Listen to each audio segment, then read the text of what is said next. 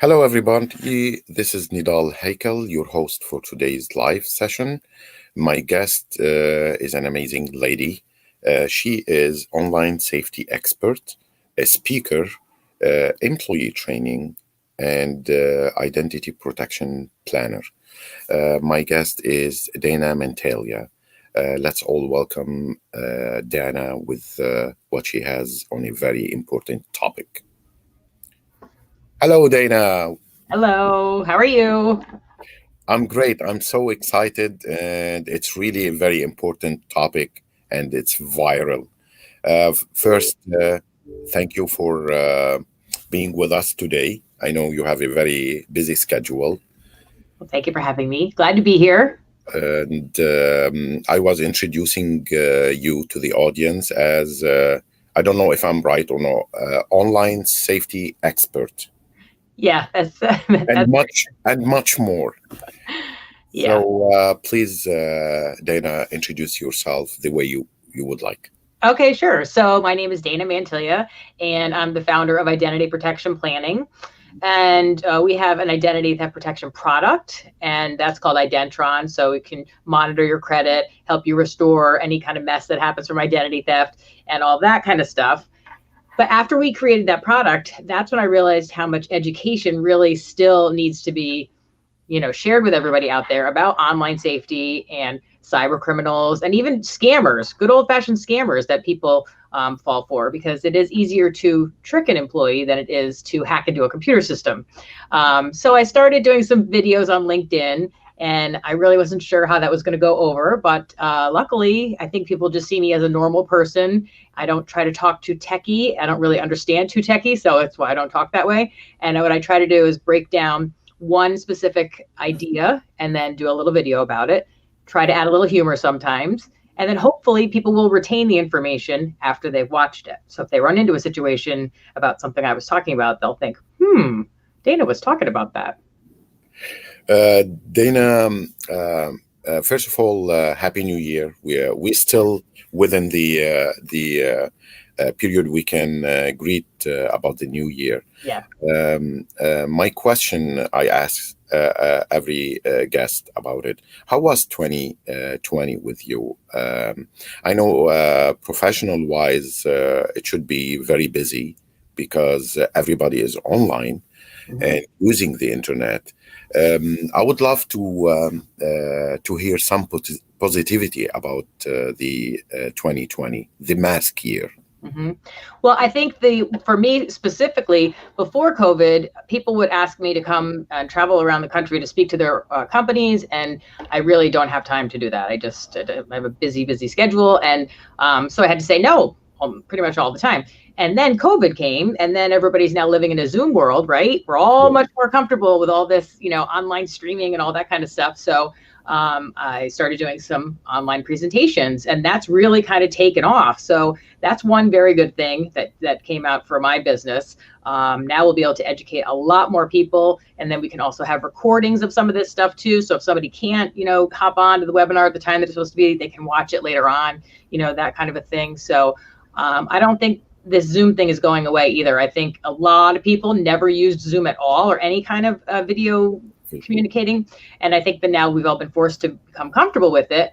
So I think that this is going to be a big thing going forward. I mean, you even look at like trade shows. Think about how expensive that is. You have to rent out that big, huge thing. People have to rent booths, and then you have to get everybody there, so. There's a lot of accommodations for these big events. Now everything within the smaller screen. Dana, do you think we are safe and ready to browse? No. We are not. No, I don't think anybody, there's a lot of, I don't want to say anybody, but I think a lot of people don't pay attention to even some of the most basic things.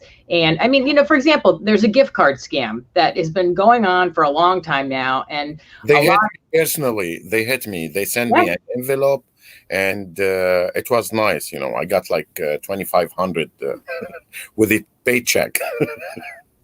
Yeah. So there's lots of scams like that, and people still fall for them. I just did a video that I posted a little bit ago. It happened here at our business, where one of the women came in and she had her coat on, and I said, "Why do you have your coat on?" And she said, "Oh, I'm going to get that stuff you need me to get." I said, "What are you talking about?" And then we backed. The video you posted the other day, it's a Yeah. story. Wow. Yeah. Yeah. So I said, "What are you talking about?" So she said, "Well, we were just texting back and forth on my phone." So anyway, we looked into it, and it started out as an email that somebody had sent to her pretending they were me, saying, "Can you please go get these gift cards right away? I'm in a meeting right now and I need them for a presentation later on today. Send me your text, your cell phone number, so we can move this conversation over to text." So that's what they did, and then she was ready to go out and get them. And here where your work basically comes to create a safer environment and a different culture, because I like the big title. If we educate our employees about maybe their personal stuff and their personal life with their families, they're going to protect the company's interests. But what you can tell us about preparing the employees? Well, I think, the cybersecurity problem has been getting bigger and bigger and bigger, and everybody's throwing more and more and more money at it, and it's not going away. So, but I think that's because it's always been approached from, let's put the IT department in charge of putting together a training program for the regular people, the secretaries that are answering the phone, the clerical staff, the sales staff. And they talk completely differently. Their minds function completely differently. I mean, IT people are obviously very technical, and the lady answering the phone is not technical. So the IT people come up with some of this training. It goes over their head. They just start tuning out, and then they just can't wait for it to be done so they can check the box that they actually sat through the whole thing. Where if we can talk about it, like, let's help our employees help themselves, and then they'll be aware of some of the scams that are going on, that it's going to be a benefit to them because we're teaching them how to protect themselves and their families. And then it will in turn just turn into a way that they wind up looking at things. And so that way it's not, you're just forcing them to sit down with this 1 hour training once a year. It's, no, we're going to help you help yourself, and then you'll help the company. So different way of looking at it. So this is where the triangle, educate, organize, and protect, finds the hub to operate, correct? Yeah.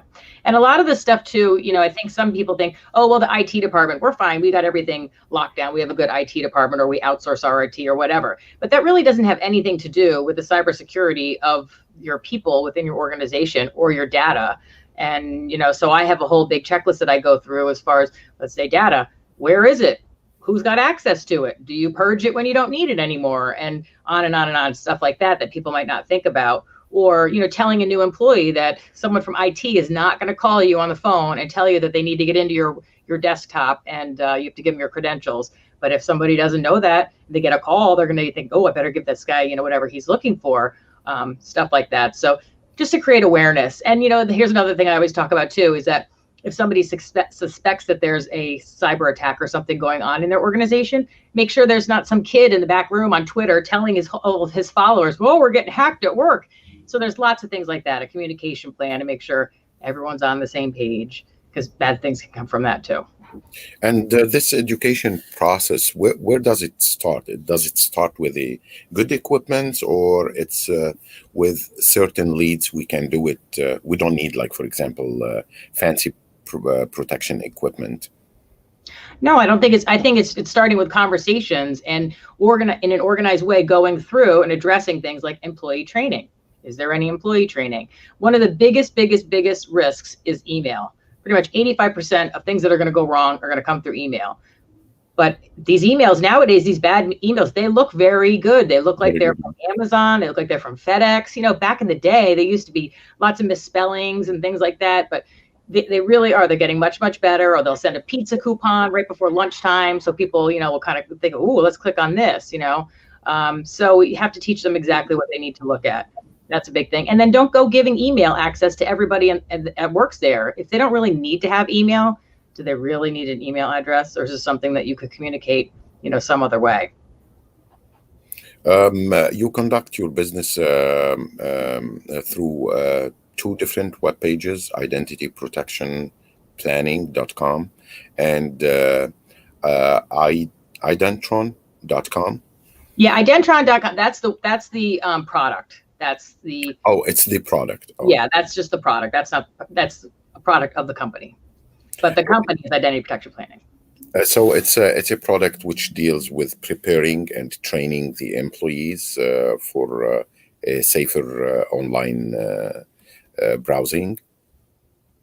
Yep, exactly. So it can be in a couple of different formats. Right now, I'm working on an online course that's going to be for employers to actually go through, and then they can, in turn, get their organization nice and organized and their data protected and all their policies in place and all that. Because, one thing that's very important that we all need to remember is that if something does happen and the FBI comes in and they say, well, what were you doing before the breach to protect the data?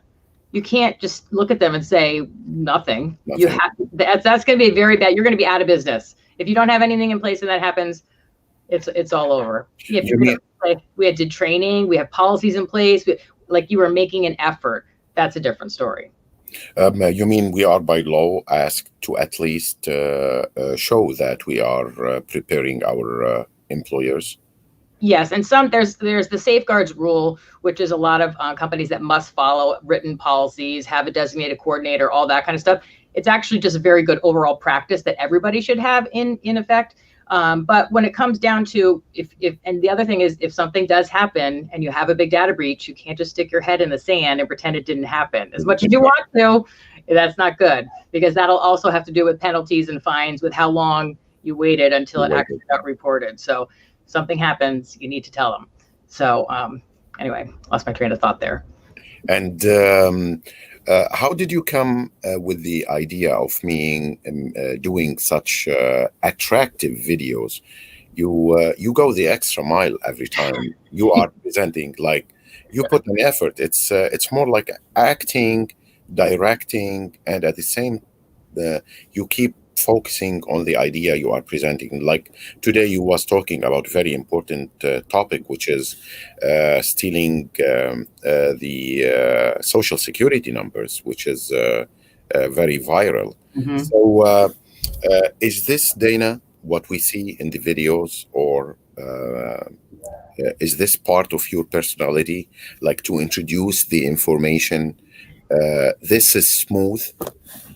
I think that there's a little bit of acting that has to go in there, because it has to be all a little bit more over the top than my normal personality is with that. But I really enjoy coming up with the ideas for the video and ordering all the props online and stuff. I mean, when this stuff shows up at my house, my kids are like, "Oh no, what did she get now?"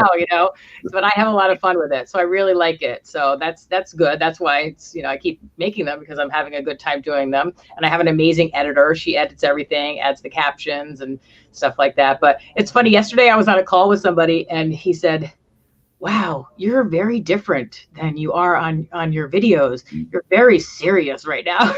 Well, I am kind of a serious person in general, but on the videos, obviously, I have to be a little bit more over the top. That's really attractive way, to attract the audience, because it's just like a physics teacher or a mathematical teacher.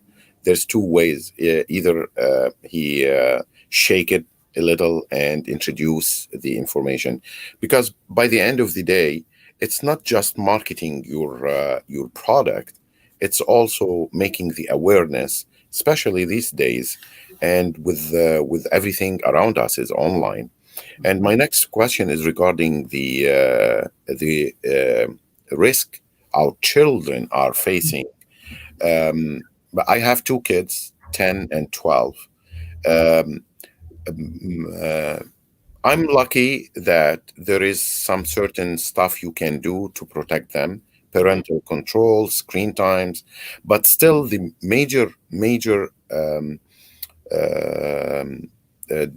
protection is to build their awareness that if you see something wrong, say it. Mm-hmm. Come to us and let us know, because they are exposed a lot.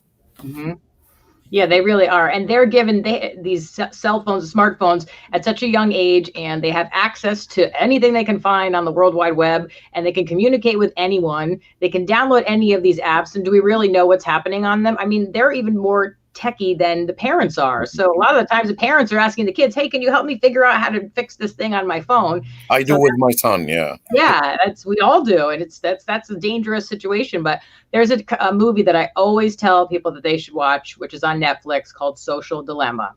Mm-hmm. And it is an amazing video, and it talks about the addiction factor with social media and how they were specifically designed to keep you on those apps.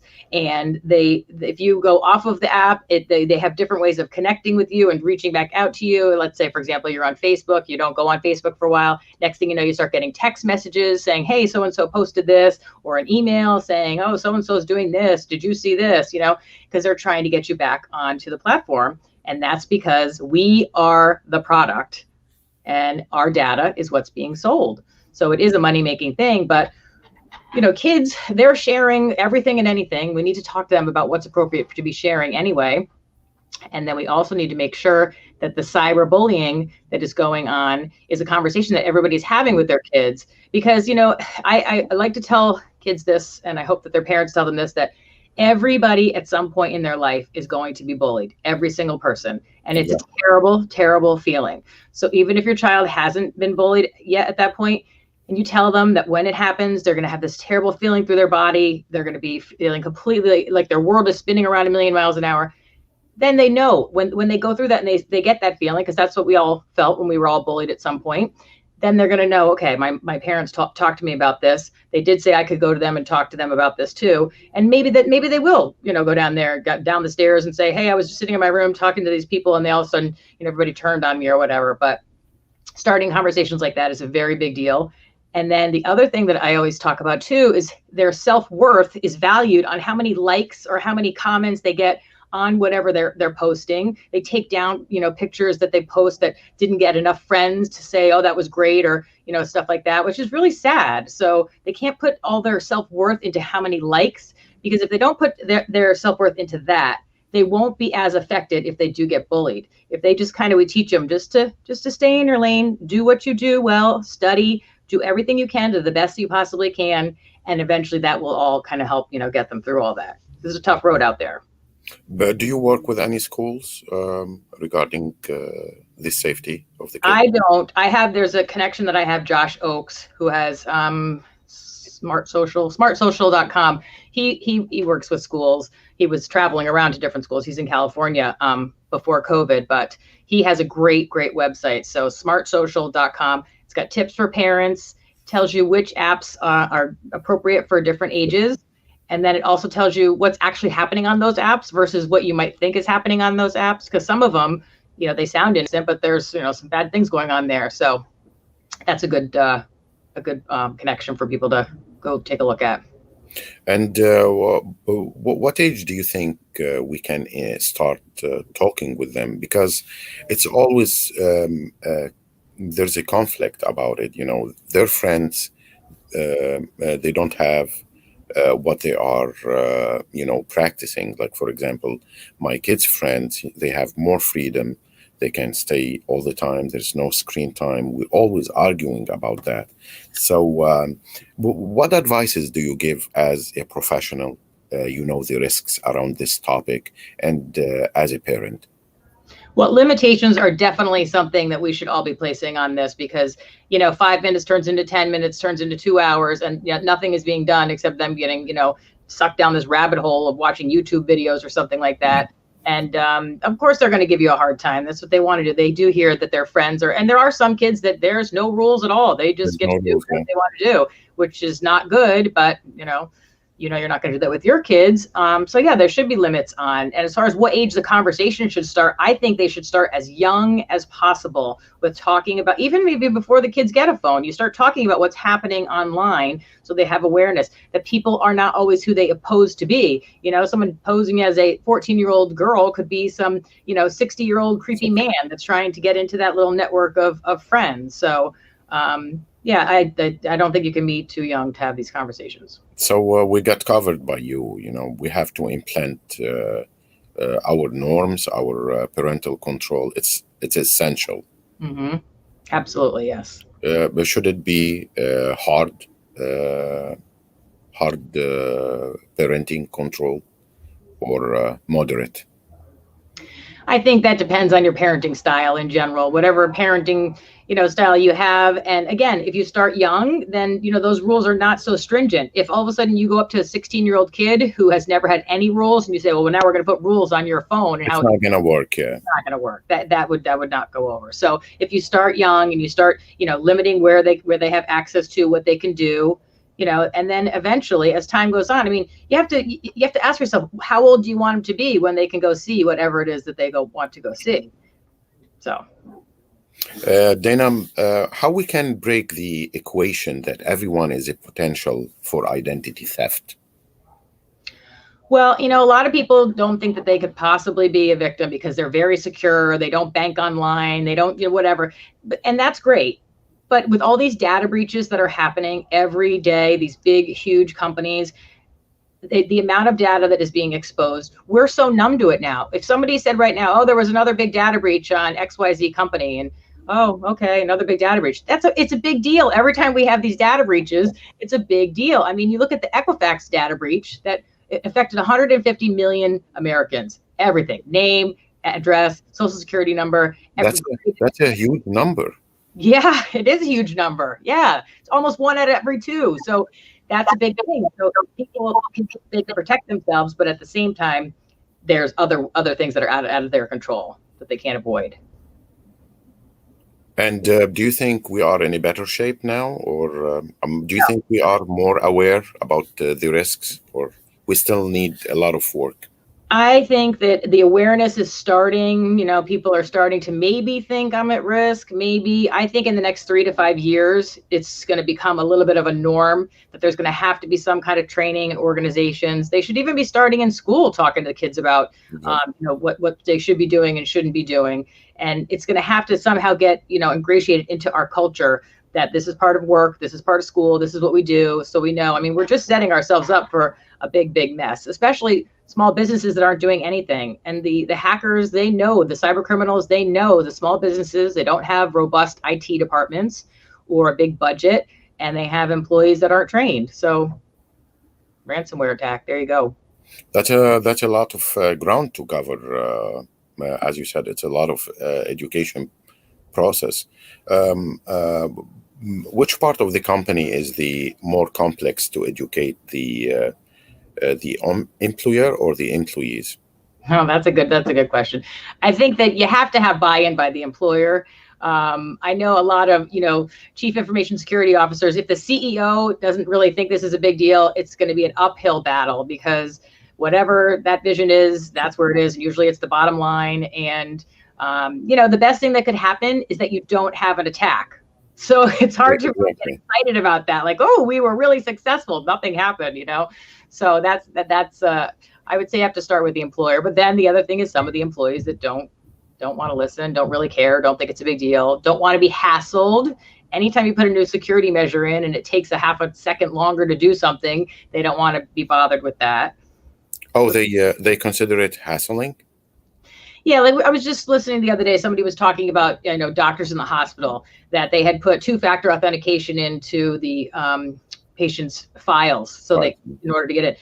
So here they were in the emergency room and they couldn't get into the two-factor authentication because they didn't have the other part. Maybe it was their cell phone. And there's this person on the table that's like bleeding out and they're trying to get into the information. So that's what they said, that none of the doctors use the two-factor authentication because we're saving lives. That's our vision for the hospital, is to save lives. And we can't do that because you're making us drag our feet trying to get into this stuff that we might not have access to because we don't have our device or our key card or whatever it is. It's a debatable corner, right? Yeah. And you can see their point, but at the same time, it's got to be a fine balance there. Exactly. Dana, how does your reaction when somebody doesn't take it serious? Well, what do you do? Do you put effort to convince, or you just present the information? Well, I think that's why I like to focus on helping the employees help themselves, because if you can take it back to them, like they're going to be more secure. They're going to be learning something that's going to help them, it's different than you're just trying to force someone to do something because the company said you have to do this, that kind of thing. So, you try a different approach. Some people you're just not going to get through to, though. So, it is what it is, but try a different approach and hopefully, something will get absorbed a little bit or something, but I don't know what to do in that situation, really. Dana, I don't want to hold you for a long time, and I know it's a working day, but I would love to know what's the big project in 2021 in social media and within your company. You mentioned launching some new products. Yes. So our new product is going to be the course that an employer will be able to go through and get everything nice and organized, have all their written policies, their data inventories, password policies, who has access to everything, employee training, all that kind of good stuff. So that way, at the end of the course, they are really going to feel like they're in a much different place than they were when they first started. And then if, God forbid, there is a breach of some sort, then they will be able to say, yes, we did do training, we had policies in place, and then they will stay in business after their breach. So that's my big project here. As far as 2021 with social media and the world, that's just going to continue to grow and grow and grow. I think COVID, with everybody being home, there was a lot more screen time happening because people didn't have anything really to do, so they just spent time online. So I don't really know what else is going to happen with that. I know there's a couple of people trying to create awareness out there. Some of the guys from Social Dilemma about, what these algorithms are set up to do, which again, like I mentioned, is that addiction factor keeping you on there. So if you know that, then you have to at least keep that in mind when you're letting your kid be on this thing forever and ever. And you need to force them to break away from that, because addiction is addiction. If you're addicted to this, then you have that inside you, and then you can become addicted to something else. And none of us want to see that. And sometimes we don't pay attention to this addiction. As you mentioned, our kids are addicted. Like literally, if you leave them all day watching YouTube, and it's very, it seduces in a way. Like there's always something new. It never ends.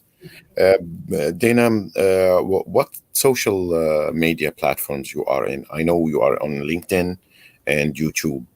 You have your own YouTube channel. Yes. LinkedIn is my comfort zone, right?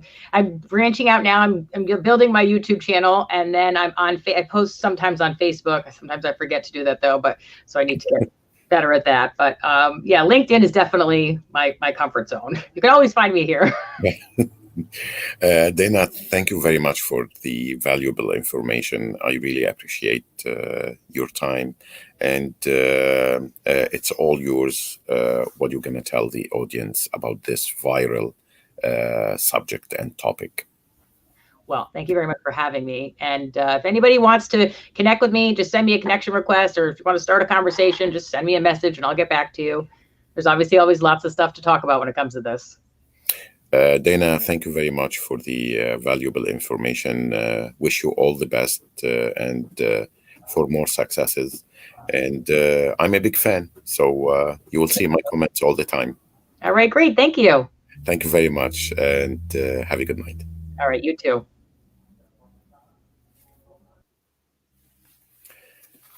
This was Dana Mantilia, the online safety expert. And there was a lot of viral and important information.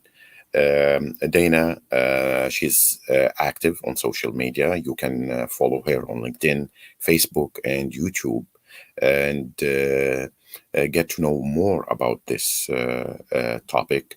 Cybersecurity is really important in our daily lives. Thank you for watching and being with us. And as usual, my quote for today is everyone will face many defeats in life, but never let yourself be defeated. Thank you again. And this is Nidal Haykal.